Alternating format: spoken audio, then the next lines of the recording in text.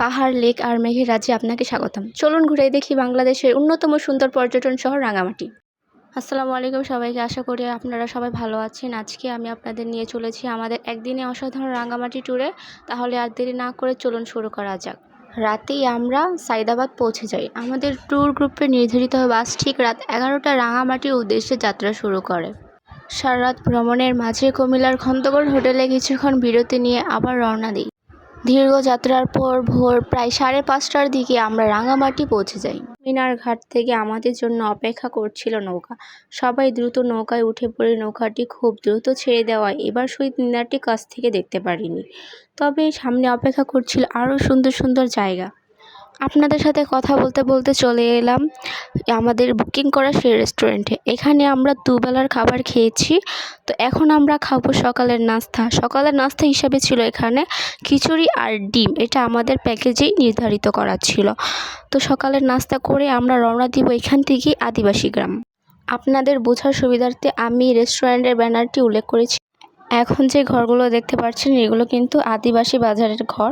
তো আমরা খুব কাছেই আদিবাসী বাজারের চলে এসেছি। আমাদের নৌকাটি আদিবাসী বাজারের ঘাটে এসে নামবে। এখানে একটি বৌদ্ধ মন্দির রয়েছে। তো আমরা প্রথমে বৌদ্ধ মন্দিরটি দেখার জন্য উঠতে শুরু করলাম পাহাড়ে। এই যে দেখতে পাচ্ছেন সে বৌদ্ধ মন্দিরটি। এটা এত বিশাল বড় হওয়ায় আমি পুরো ভিডিও করতে পারিনি, যতটুকু পেরেছি আপনাদেরকে দেখানোর জন্য করেছি। এখন আমরা হাঁটা শুরু করলাম আদিবাসী বাজারের উদ্দেশ্যে। এই যে পাহাড়গুলো দেখছেন এগুলো কিন্তু অনেক সুন্দর কাছ থেকে দেখা যাচ্ছিল, তাই আমি ভিডিও করে রেখেছি। আদিবাসী বাজারের দিকে যাওয়ার পথে কিন্তু এই আনারসের দোকানটি পেয়েছি। তো এখান থেকে একটি আনারস কিনে নিলাম। তারা কিন্তু খুব সুন্দর করে আনারসটি আমাকে কেটে দিচ্ছিল। আমি এই ভিডিওটি তাই ধারণ করে রেখেছি, খুব ভালো লেগেছে তাই।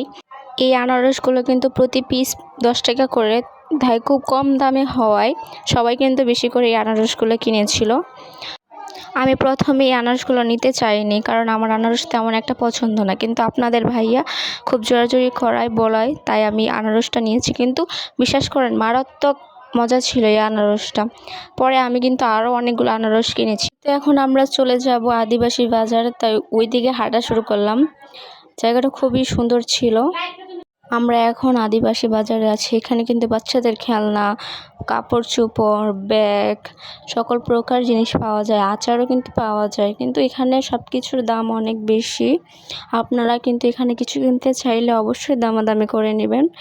আমরাও কিন্তু দামাদামি করার পরও অনেক কিছু কিনতে গিয়ে আমরা ঠকে গিয়েছি।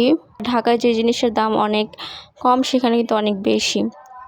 এখন আমরা এখান থেকে বের হয়ে রওনা দিলাম শুভলং ঝর্ণার উদ্দেশ্যে। যাওয়ার পথে এই পাহাড়গুলো ভালো লাগছিল, তাই এগুলো ভিডিওতে ধারণ করে রেখেছি। এটা হচ্ছে শুভলং বড় ঝর্ণা। এখানে আমরা কিছু সমস্যার কারণে নামিনি। আমরা এখন যাব শুভলং ছোট ঝর্ণায়। এখানে কিন্তু তেমন বেশি একটা পানি ছিল না, তাই আমরা হতাশ হয়ে পড়েছি যে আদৌ কি ছোট ঝর্ণায় পানি থাকবে। বড় ঝর্ণায় যেহেতু পানি ছিল না, তাও আমরা মনে কষ্ট নিয়ে রওনা দিলাম ছোট ঝর্ণার উদ্দেশ্যে।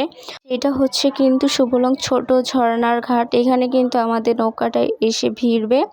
এখান থেকে আমরা রওনা দিব শুভলং ছোট ঝর্ণার কাছে। এই তো আমাদের নৌকাটি ঘাটে এসে ভিড়লো। এখন আমরা রওনা দিব ছোট ঝর্ণার উদ্দেশ্যে। এই তো হাঁটা শুরু করলাম। এটা কিন্তু মোটামুটি ভালোই উঁচু ছিল। এখান থেকে আমরা সিঁড়ি বেয়ে উঠছিলাম। খুব আস্তে আস্তে উঠতে হয়েছিল, কারণ এই সিঁড়িগুলো খুবই পিচ্ছিল ছিল। আশেপাশের পাহাড়গুলো দেখতে খুবই ভালো লাগছিল। এই যে সেই শুভলং ছোট ঝর্ণা, বিশ্বাস করবেন কিনা জানি না, এই ঝর্ণাটা দেখে আমি খুবই অবাক হয়ে গিয়েছিলাম। এত পানি ছিল আর বেশ ভালোই লাগছিল। ঘন্টাখানেক এখানেই ছিলাম। দুপুরের লাঞ্চের জন্য আবার সেই রেস্টুরেন্টে চলে গিয়েছিলাম। দুপুরের লাঞ্চে ছিল ব্যাম্বো চিকেন, আলু ভর্তা, ডাল, কাচকি মাছ, সবজি আর আনলিমিটেড ভাত আর ডাল কিন্তু ছিল। এগুলো কিন্তু আমাদের প্যাকেজের মধ্যেই ছিল। খাবারের কোয়ালিটি মোটামুটি ভালো ছিল। তবে যারা গ্রুপের বাহির থেকে একাই যাবেন তারা কিন্তু বুঝে শুনে এখান থেকে অর্ডার করবেন। এই রেস্টুরেন্ট আপনাদের বোঝার সুবিধার্থে আমি কিন্তু দেখিয়ে দিয়েছি আবারও। এখানে আশেপাশের পরিবেশও কিন্তু খুব সুন্দর ছিল। বিভিন্ন দোলনা, আবার এখানে পাহাড়িদের ঘরও ছিল একটা কার্ডের। এরপর আমরা কিন্তু রওনা দিয়েছিলাম ঝুলন্ত ব্রিজের উদ্দেশ্যে। এই যে আপনারা দেখতেই পাচ্ছেন ঝুলন্ত ব্রিজ।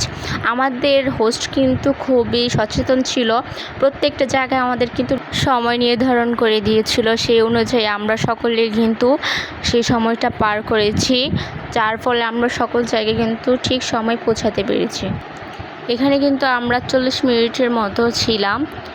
আমাদের নৌকাটি কিন্তু ঝুলন্ত ব্রিজের ওই পারে নামিয়ে দিয়েছিল। এখন আমরা ঝুলন্ত ব্রিজ পার হয়ে রওনা দিচ্ছি আরেকটি আদিবাসী বাজারের উদ্দেশ্যে। এখানে কিন্তু ভালোই বড় বড় সিঁড়ি ছিল।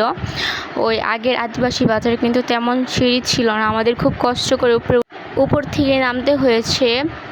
এখানে কিন্তু বাচ্চাদের জন্য খেলনার ব্যবস্থা ছিল, পাহাড়ি বিভিন্ন মানুষ এখানে কিন্তু ঘুরতে আসে, আর বাঙালিরাও ছিল, খাবারের জন্য ব্যবস্থা ছিল এখানে।